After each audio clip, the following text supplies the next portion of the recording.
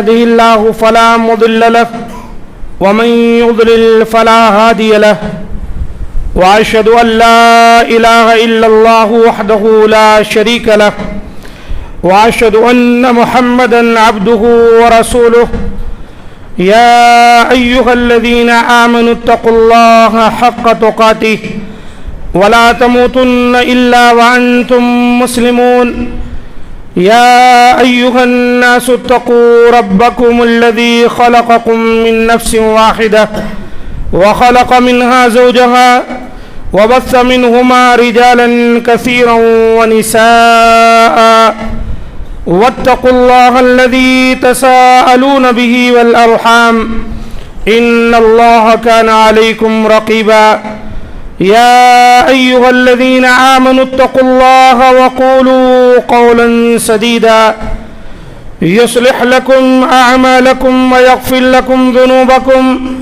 ومن يطع الله ورسوله فقد فاز فوزا عظيما أما بعد فإن خير الحديث كتاب الله وخير الهدي هدي محمد صلى الله عليه وسلم وشر الأمور محدثاتها وكل محدثة بدعة وكل بدعة ضلالة وكل ضلالة في النار.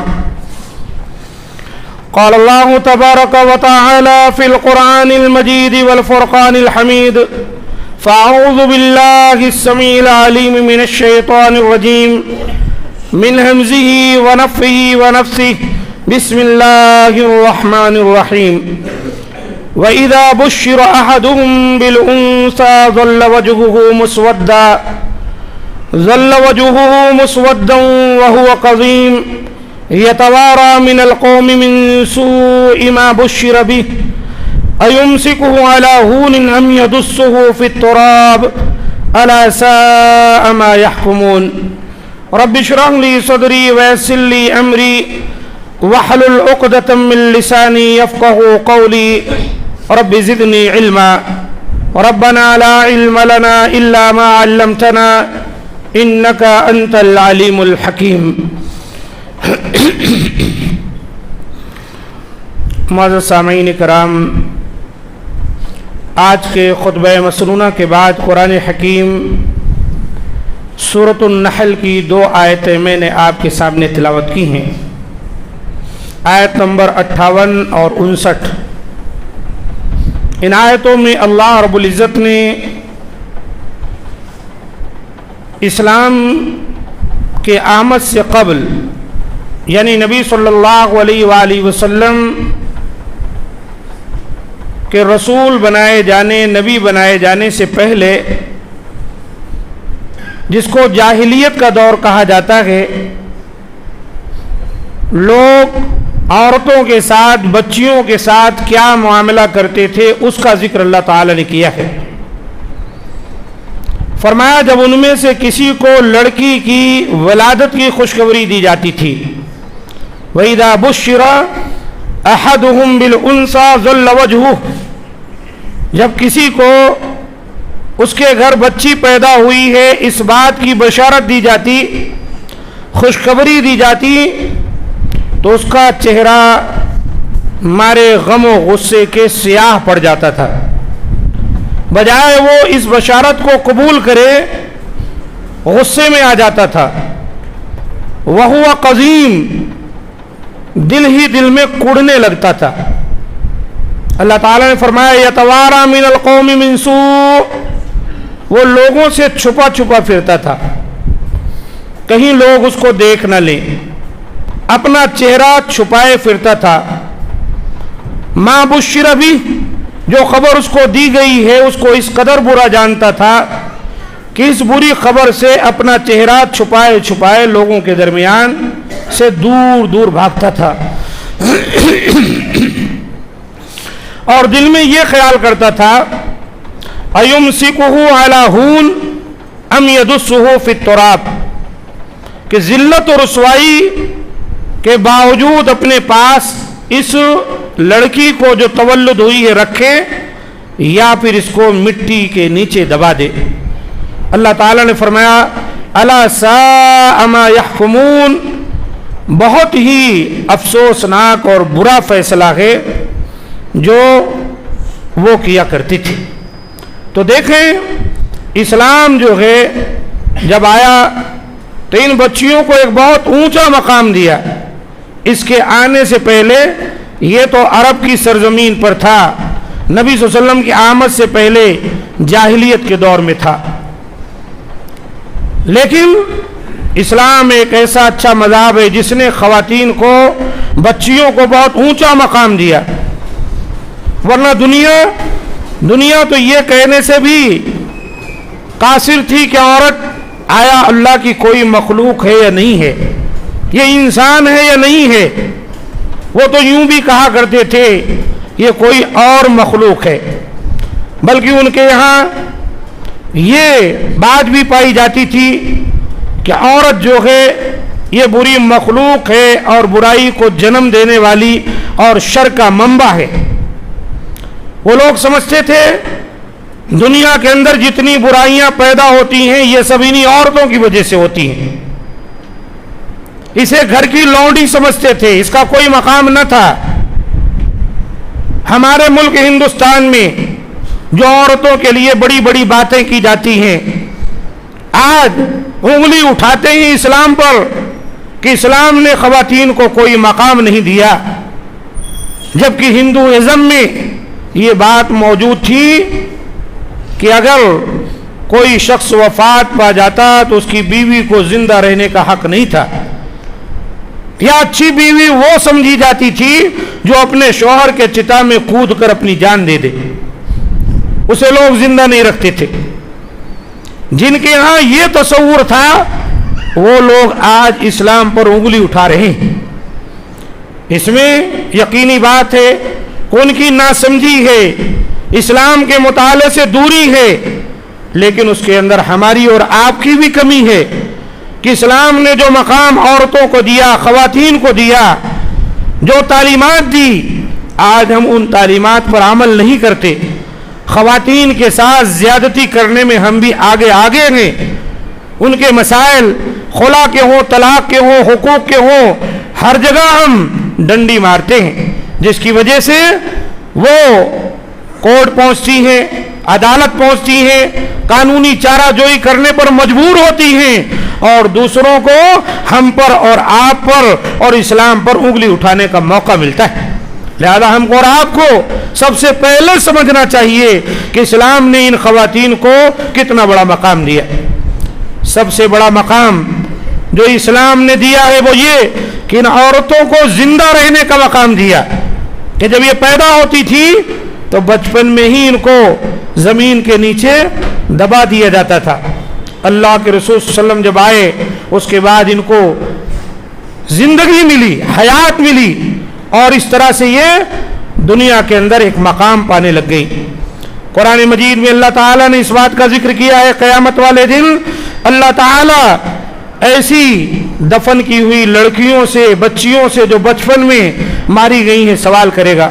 وَإِذَا الْمَوْءُودَةُ سُئِلَتْ بِأَيِّ ذَنبٍ قُتِلَتْ، سوال اس سے نہیں کیا جائے گا جس نے ان کو دفن کیا ہے، وہ تو گناہ کیا ہی ہے، اس کے دل میں تو برائی تھی ہی، وہ تو عورتوں کی پیدائش سے اپنے لیے عار سمجھتا تھا، ذلت و رسوائی سمجھتا تھا۔ اللہ تعالیٰ اس معصوم بچی سے پوچھے گا کہ بتا کس گناہ میں تجھ کو دفن کیا گیا۔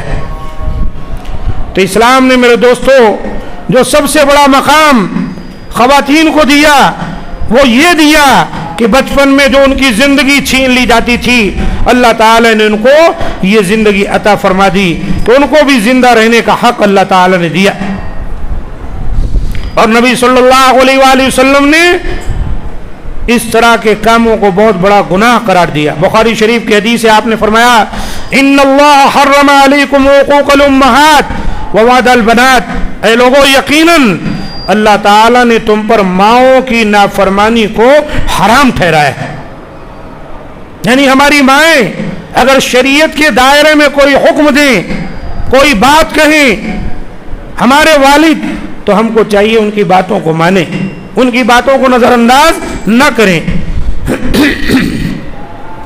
اسی طرح اس حدیث میں یہ بھی آیا وَوَعْدَ الْبَنَاتِ، اور بچیوں کو زندہ درگور کرنے کو بھی حرام قرار دیا ہے۔ اب وہ زندہ درگور کرنے کا زمانہ نہیں کہ پیدا ہوتے ہی ماں کے آگوں سے اسے چھین کر یا چھپا کر لے جا کر زمین میں دفن کر دیا جائے۔ اب تو پہلے سے جنس معلوم کر لے کر ماں کے پیٹ میں ہی اس کو مار دیا جاتا ہے، خود کو دنیا میں پہنچنے ہی نہیں دیا جاتا ہے۔ یہ بھی دراصل زندہ درگور کرنا ہی ہے، یا یہ سمجھ کر کہ ہمارے بچے کہاں سے کھائیں گے، ہم کہاں سے کھلائیں گے، یہ سوچ کر اولاد کو دنیا میں آنے ہی نہیں دیا جاتا ہے۔ یہ تمام چیزیں اسلامی جو فکر ہے اس کے مغائر ہیں، گناہ ہیں۔ رزق دینے والی ذات اللہ کی ہے۔ قرآن میں اللہ تعالیٰ نے جا بجا اس بات کا ذکر کیا ہے کہ اللہ تعالیٰ تمہیں بھی رزق دیتا ہے، انہیں بھی رزق دیتا ہے۔ وَلَا تَقْتُلُوا أَوْلَادَكُمْ خَشْيَةَ إِمْلَاقٍ، اس ڈر سے کہ وہ کیا کھائیں گے تم ان کا قتل نہ کرو۔ آج کل بھی جو یہ سوچ ہمارے ذہنوں میں چلتی ہے یہ بھی ایک طرح کا بگاڑ ہے، یہ بھی ایک طرح سے زندہ درگور کر دینے کے مترادف ہے۔ اللہ تعالی ہم تمام کو اس سے محفوظ رکھے۔ معزز سامعین کرام، دوسرا حق خواتین کو اللہ تعالیٰ نے دیا کہ ان کو حق کے وراثت میں جب ماں باپ وفات پا جائیں، شوہر وفات پا جائے یا بھائی وفات پا جائے اور دیگر کوئی نہ ہو تو وراثت میں ان کو حق دیا گیا۔ اس دور میں بھی وراثت میں لڑکیوں کو حق نہیں دیا جاتا تھا۔ آج کے دور میں بھی دیکھیے کیا مسلمان کیا غیر مسلم بچیوں کا نکاح کر دیے، شادی کر دیے، کچھ لین دین کر دیے، سمجھتے ہیں بس ان کا حق ادا ہو گیا۔ اور جو اللہ تعالیٰ نے ان کے حقوق کو قرآن مجید میں نازل فرمایا ہے، نبی نے بتایا ہے، اس سے جو ہے پہلو تہی اختیار کرتے ہیں۔ کتنے بھائی اپنے بہنوں کا مال کھا جاتے ہیں اور ان کو نہیں دیتے، وہ سمجھتے ہیں تمہارا حق پورا ہو گیا، جبکہ قرآن مجید میں اللہ تعالیٰ نے فرمایا للرجال نصیب مما ترک الوالدان والاقربون وللنساء نصیب مما ترک الوالدان والاقربون مما قل منه او قصر نصیبا مفروضا، کہ اللہ تعالیٰ نے مرد ہو کہ عورت سب کے حقوق متعین کیے ہیں، چاہے وہ تھوڑا ہو چاہے زیادہ ہو، اللہ نے اس کو فرض کیا ہے، ان کو دینا چاہیے۔ اللہ ہے کہ وہ اپنے مرضی سے اپنے بھائی کے لیے دستبردار ہو جاتی ہیں، الگ بات ہے، لیکن ان کا حق ہے۔ تو یہ دوسرا حق ہے جو اسلام نے دیا۔ تیسرا حق مہر ہے کہ جب آپ نکاح کرتے ہیں تو بیوی کو مہر دینا پڑتا ہے، اور یہ مہر زیادہ سے زیادہ بھی ہو سکتا ہے، کم سے کم بھی ہو سکتا ہے، لیکن مقرر کیا گیا ہے۔ قرآن مجید میں اللہ تعالیٰ نے فرمایا وَآتُوا النِّسَاءَ صَدُقَاتِهِنَّ نِحْلَةً، عورتوں کو ان کی مہر خوشی خوشی دو۔ اس میں بھی ہم ڈنڈی مار جاتے ہیں۔ وہاں شادی خانے میں ایک مہر معجل ہے، فوری ادا کر دینا، ایک مہر معجل ہے، دیر سے ادا کرنا۔ مہر معجل بھی اگر شوہر دیتا ہے تو بیوی جب گھر کو آتی ہے تو وہ بہترین بیوی سمجھی جاتی ہے جو پورا مہر لے جا کر شوہر کے ہاتھ میں دے دے، یا ساس پہلے سے امید لگائے بیٹھی رہتی ہے کہ مہر کے پیسے مجھے نہیں دیے گئے۔ یہ کیا ہے؟ یہ بھی ایک طرح سے ان کا حق مارنا ہے۔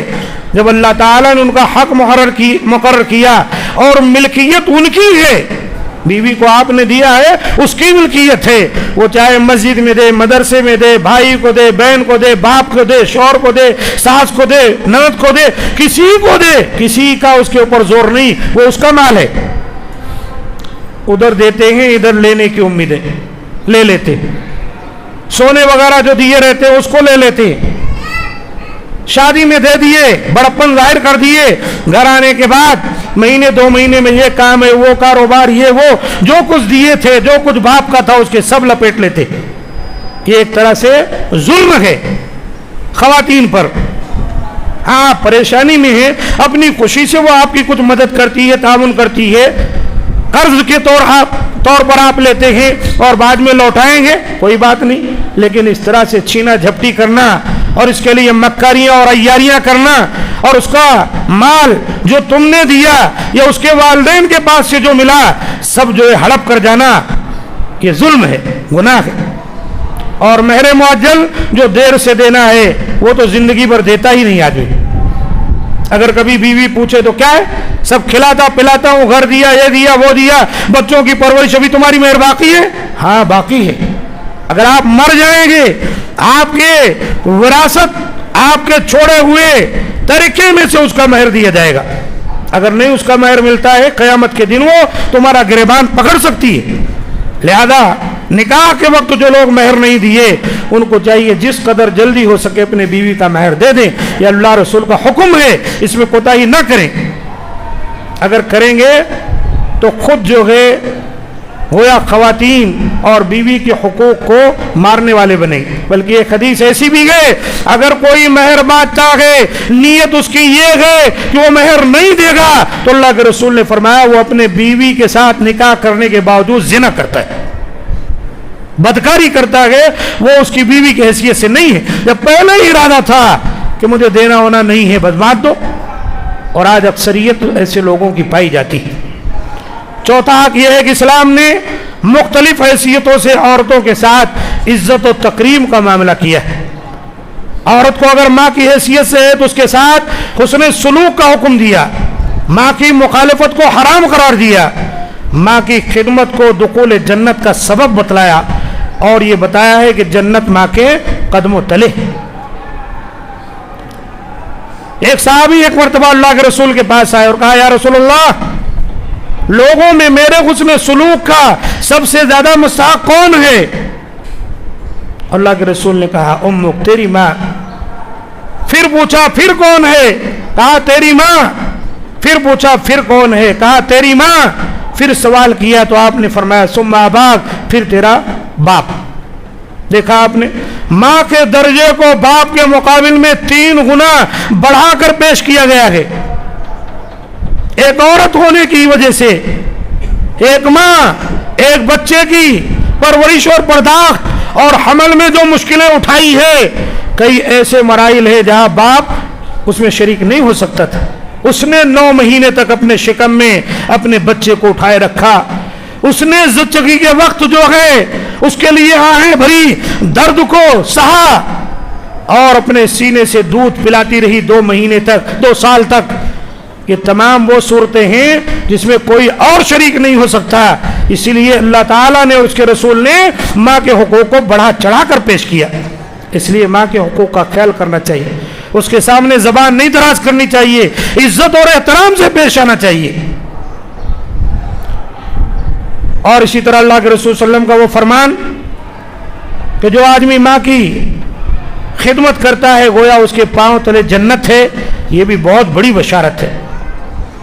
اسی طرح اگر ماں نہیں ہے تو خالہ کی عزت کریں. اللہ کے رسول صلی اللہ علیہ وسلم نے فرمایا الخالۃ بمنزلۃ الام, خالہ جو ہے ماں کے قائم مقام ہے. ایک صحابی آئے ایسے اور کہا اللہ کے رسول میری تو ماں نہیں ہے. کہا خالہ ہے, کہا ان کو ماں سمجھو, جاؤ ان کی عزت کرو. اس لیے اگر کسی کی ماں نہیں رہ گئی ہے, خالائیں ہیں, تو ان کو اپنا ماں تصور کرنا چاہیے, ان کی عزت کرنی چاہیے, ان سے بات چیت کرنی چاہیے, ان کے حال احوال پوچھنے چاہیے, تحفے تحائف دینے چاہیے, ان کی عیادت کرنی چاہیے, اگر بیمار ہیں خیال کرنا چاہیے. یہ بھی گویا کہ ماں کی عزت اور احترام آپ کرتے ہیں. اگر کوئی عورت بہن کی شکل میں ہے تو یاد رکھیں اس پر بھی بہت بڑی بشارت ہے.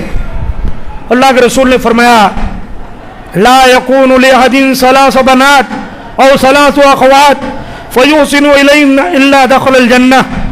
جس کے پاس 3 بہنیں یا 3 بیٹیاں ہوں, 3 بیٹیاں یا 3 بہنیں ہوں اور وہ ان کے ساتھ اچھے سے پیش آئے, جو کچھ ممکن ہو سکا ان کی تعلیم و تربیت کیا, اور اس کے بعد جب بالغ ہو گئی ان کا نکاح کر دیا, تو اللہ کے رسول صلی اللہ علیہ وسلم فرماتے ہیں دخل الجنہ, یہ آدمی جنت میں جائے گا. اپنی بیٹیوں کی پرورش, اپنے بہنوں کی پرورش پر جو خرچ کیا اس نے, جو ذمہ داریاں اٹھایا, اس کی وجہ سے اللہ تعالیٰ اس کو جنت میں داخل کرے اور جہنم سے بچائے گا. اس لیے جو بھائی ہیں ان کو چاہیے, شادی ہو گئی, گھر میں آپ کی بیوی آ گئی, اب بس آپ کی اپنی زندگی ہو گئی, بڑی جلدی سے بیوی چاہتی ہے بس ہمارا شوہر گھر بار چھوڑے چلے, اپنا مقام ہو, اپنا گھر ہو, اپنی آزادی ہو. تمہارا شوہر جیسے تمہارا شوہر ہے اسی کے اور بھی بھائی بہن موجود ہیں، ان کی زندگیاں، تو ایک بھائی کو چاہیے اپنی بہنوں کے لیے، بھائیوں کے لیے قربانی دے، سہے، ماں باپ کا تعاون کرے تاکہ ان کی شادی ہو جائے، ان کی زندگی اچھی گزر جائے، اس پر جنت کی بشارت دی گئی ہے۔ اور یہ بیوی جو آئی ہے، ابھی 2-4 مہینے آئے نہیں ہوئے کہ لگی آپ کا دماغ خراب کرنے، یہ تو آپ کی جنت سے آپ کو دور کرنے کی کوشش کر رہی ہے، بچنے کی کوشش کرے، اس کی باتوں میں نہ آئے۔ اسی طرح اللہ کے رسول صلی اللہ علیہ وسلم نے فرمایا من آل جاریتین حتی تبلغا، اگر کسی کے پاس 2 بیٹیاں ہیں وہ ان کی پرورش کرتا ہے یہاں تک کہ وہ بالغ ہو گئیں، جاء یوم القیامتی انا وہوا ضم اصابع، رواہ مسلم شریف کی حدیث ہے۔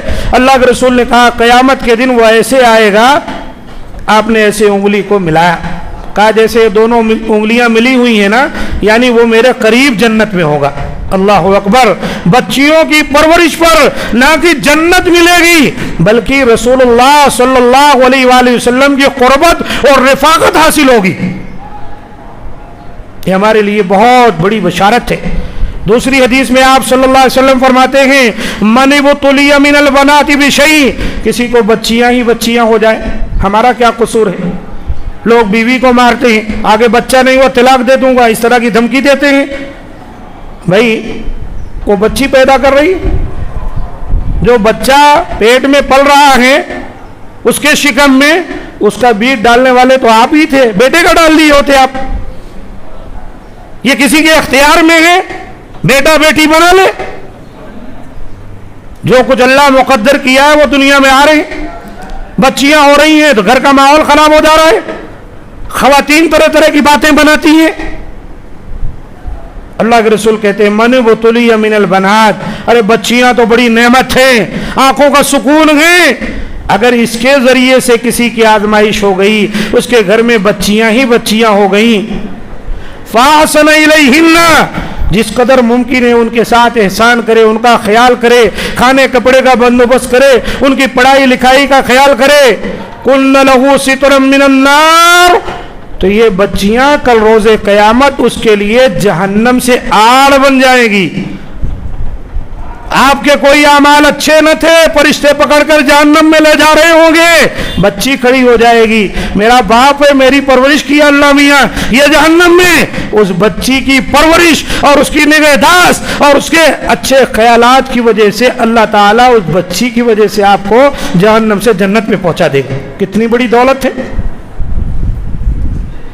اس لیے ان کو آپ اپنے لیے بار نہ سمجھیں، ان کو مشکل نہ سمجھیں، یہ ایک بہت بڑی نعمت ہے، گھر کے اندر ان کی وجہ سے رحمت اور برکت ہوتی۔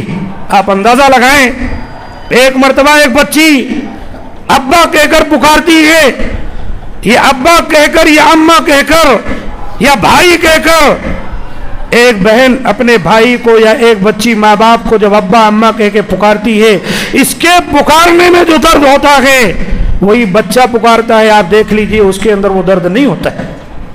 جتنی اپنائیت سے یہ اپنوں کے ساتھ ملتی ہے، اس بچے کو اس کی پرواہ نہیں ہوتی ہے، اس کا الگ ڈھنگ ہوتا ہے، الگ مزاج ہوتا ہے ماں باپ کہنے کا۔ یہ اللہ تعالیٰ کی بہت بڑی دولت، اسے کم نہ سمجھے۔ کیوں دشمنی کرتے؟ ارے اسی کے وجود سے تو آج ہمارا اور آپ کا وجود ہے، وہی تو دنیا میں لانے کا باعث بنی، اللہ وحدہ لا شریک کے فضل و کرم سے اسی کی تلاش میں ہیں، ایک بیوی کی شکل میں مل جائے، اور پھر بچیوں کی پیدائش پہ اس قدر ناراضگی، یہ تو آپ کو کفار قریش اور مشرکین مکہ کے پاس لے جاتی، ان کے عقائد اور ان کے باطل نظریات کو آپ کے دلوں میں جنم دیتی ہے، لہذا ایسا نہیں کرنا چاہیے۔ اسی طرح میرے دوستو، اگر عورت بیوی کی شکل میں ہے تو ایک بہت بڑا مقام اس کا بھی ہے۔ اللہ کے رسول نے فرمایا الدنیا متاع وخیر متاع الدنیا المرأة الصالحہ، رواہ مسلم۔ دنیا کل کی کل پونجی ہے، انسان جب سے پیدا ہوا یہ دنیا کے حصول کے لیے ہاتھ پیر مار رہا ہے اور مرتے دم تک مارتا رہے گا۔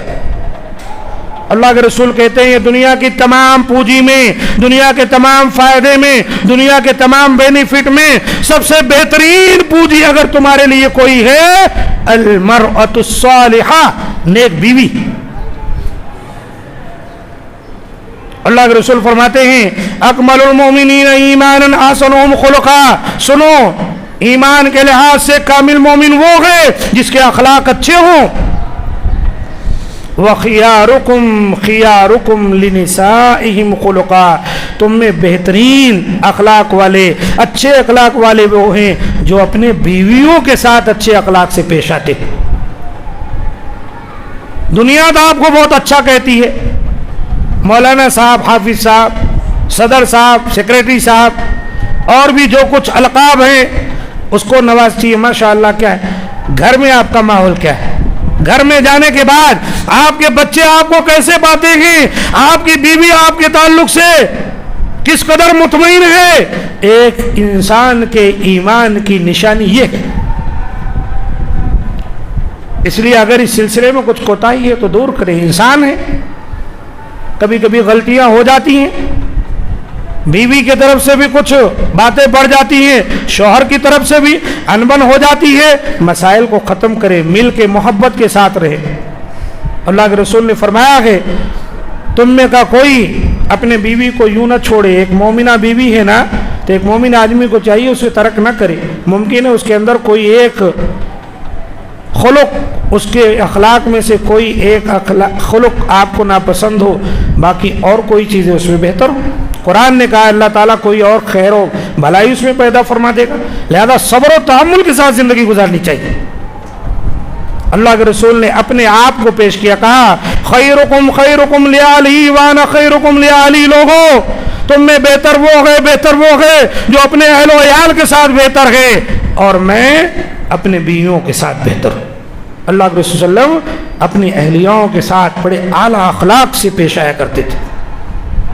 لقد کان لکم فی رسول اللہ اسوۃ حسنہ، ایک مسلمان ہونے کی حیثیت سے نبی کی زندگی جو ہے، آپ کے معمولات زندگی جو ہیں وہ ہمارے لیے کیا ہیں؟ اسوہ ہیں۔ ہم کو چاہیے اس کا مطالعہ کرے، اس کو پڑھے، اس کے مطابق ہماری زندگی ہونی چاہیے۔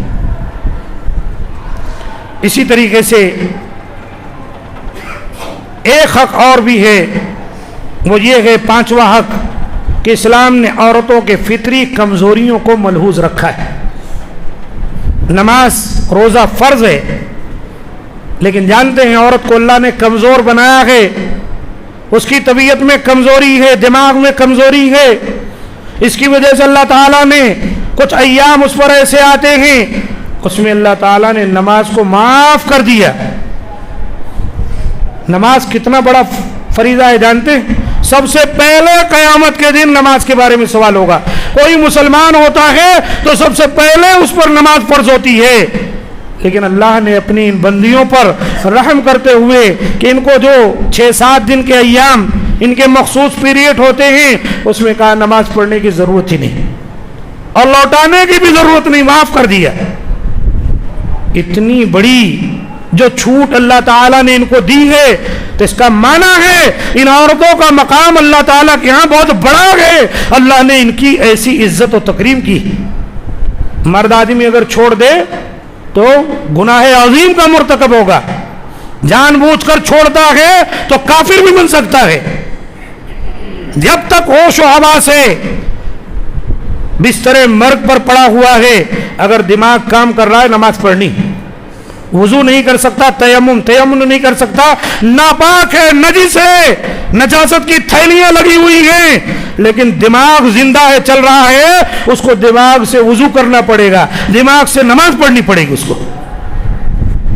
جسم ساتھ نہیں دیتا، جسم چھوڑے، دماغ ساتھ دیتا۔ اب وہ تصور میں گویا وضو کر رہا ہے، وضو کر کے فارغ ہوا، گویا تصور میں اب اللہ اکبر کہہ رہا ہے، اب گویا پہلی رکعت، دوسری رکعت، اس طرح سے نماز فرض اس کو ادا کرنی ہوگی۔ لیکن خواتین کو ایسے مخصوص ایام میں اللہ نے اجازت دی، اور روزہ بھی نہ رکھے اس کی بھی اجازت اللہ تعالیٰ نے دی، لیکن روزے کو کہا اس کو بعد میں لوٹا لے دوسرے دنوں میں، لیکن نماز کو معاف کر دیا۔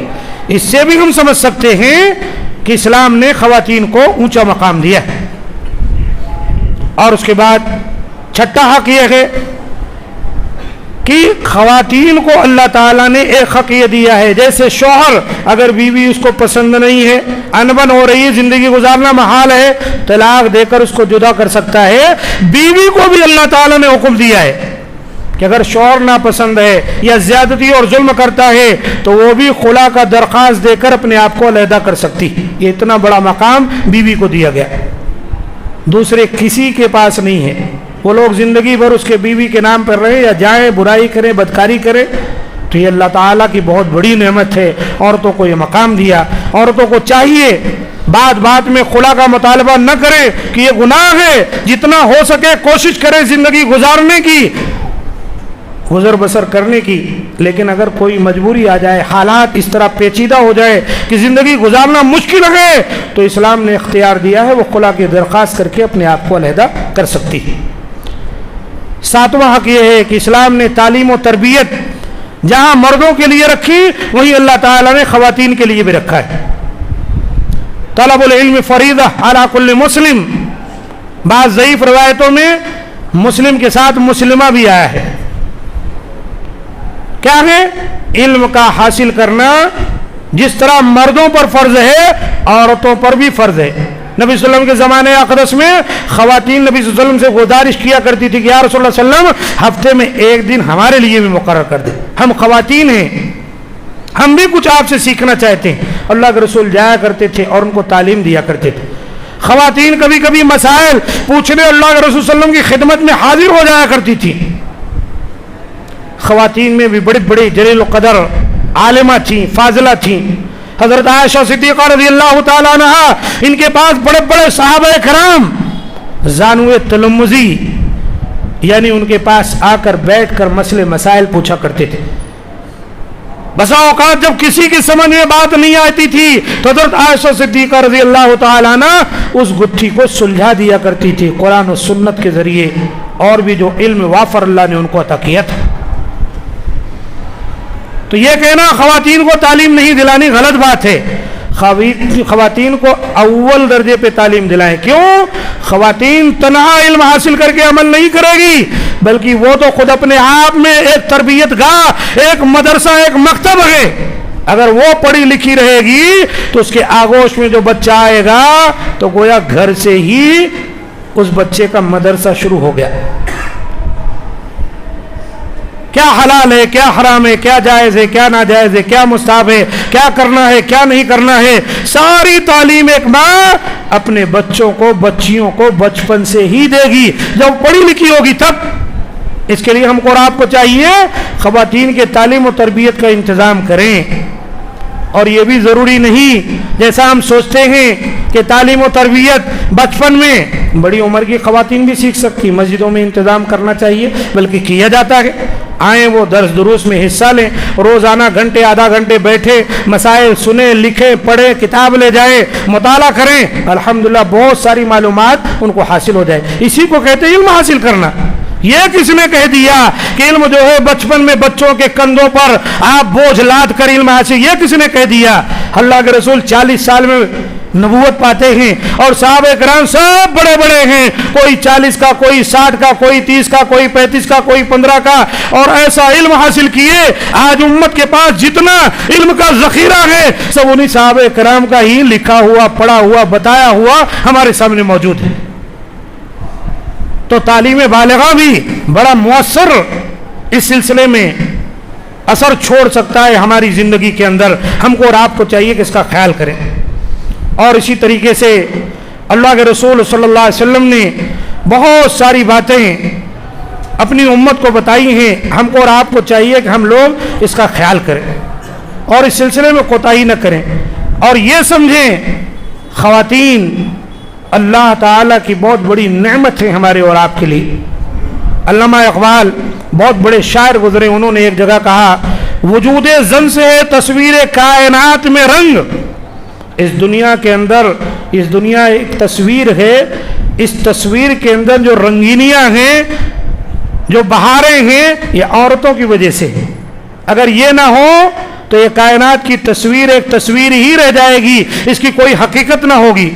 اسی کے ساتھ سے ہے زندگی میں سوز دروں کہ اسی کے چہچہانے سے اور اسی کے وجود سے اور اسی کے خوشیوں سے ہماری زندگیوں کے اندر ایک خوشی ہے، ہماری زندگیوں کے اندر ایک گہما گہمی ہے، ہماری زندگیوں کے اندر ایک امنگ ہے۔ اگر یہ نہ ہو تو کچھ نہ ہو، اور یہ ایک حقیقت ہے۔ اس لیے عزیز ساتھیوں، ہم کو اور آپ کو چاہیے کہ ہم خواتین کے مقام کو سمجھیں اور ان کو وہ مقام دیں، اور خواتین کو چاہیے وہ خود اپنے مقام کو سمجھیں۔ اللہ اور اس کے رسول نے ان کو کیا مقام دیا ہے۔ جیسے قومیں کہتی ہیں کہ اسلام نے 4 دیواری میں ان کو قید کر دیا ہے، بات ایسی نہیں ہے۔ 4 دیواری میں قید نہیں ہے، بلکہ رانی بن کر، وہ ملکہ بن کر رہتی ہیں۔ ان کے شوہر کا کام ہے کمائے لائے، ان کو گھر میں کھلائے پہنائے، اور ان کی تمام کی تمام خواہشوں کو جو جائز ہے اس کو پوری کرے۔ ایک عورت اپنا چہرہ چھپاتی ہے تو یہ کوئی قید میں نہیں ہے، بلکہ وہ جانتی ہے کہ میرا وجود میرے شوہر کے لیے ہے، دوسرے کی نگاہ بھی مجھ پر نہیں پڑنی چاہیے۔ اور قرآن نے کہا ہے اگر ایک عورت اس طرح پردہ کرتی ہے، اپنے اوپر چادر ڈال لیتی ہے، تو قرآن مجید میں اللہ تعالیٰ نے فرمایا ہے کہ یہ چیز ان کے لیے زیادہ پاکیزہ ہے، یعرفنا، وہ پہچان لی جاتی ہیں، فلا یوزین، اور ان کو کوئی تکلیف نہیں دی جاتی۔ ایک خاتون جب با پردہ چلتی ہے، کسی کے اندر ہمت اور حوصلہ نہیں کہ اس کو چھیڑ سکے، چھیڑتا تو اس کو ہے جو چھیڑنے کے لیے دعوت گناہ دی تھی۔ اللہ تعالیٰ سے دعا ہے کہ مولا کریم ہم تمام کو جو باتیں بیان کی گئیں ان کو سمجھ کر اس کے مطابق عمل کرنے کی توفیق دے، اور اس سلسلے میں جو کوتاہیاں سرزد ہوتی ہیں اللہ تعالیٰ ہم تمام کو توفیق دے کہ ہم اس کی اصلاح کریں۔ مولا کریم ہمیں توفیق دے کہ ہم اپنے خواتین کی، چاہے وہ ہماری بیٹیاں ہوں، بہنیں ہوں، بیویاں ہوں، مائیں ہوں، خالائیں ہوں، پھوپھیاں ہوں، نانیاں ہوں، دادیاں ہوں، جو بھی ہیں جس رشتے سے ہیں، ہم ان کے مقام کو سمجھیں، ان کے مرتبے کو سمجھیں، ان کو عزت دیں، ان کو مقام دیں، اور ان کے دعاؤں کے مستحق بنے۔ اللہ تعالیٰ سے دعا ہے کہ مولا کریم جہاں کہیں مسلمان رہتے بستے ہیں اللہ تعالیٰ ان تمام کی پریشانیوں کو دور فرمائے، ان کے مال کی، ان کی عزت کی، ان کی آبرو کی، ان کی خون کی اللہ تعالیٰ حفاظت فرمائے، ہماری دعاؤں کو اللہ تعالیٰ قبول فرمائے کہ یقیناً وہی قبول کرنے والا ہے۔ سبحان ربک رب العزت عما یصفون وسلام علی المرسلین والحمد للہ رب العالمین۔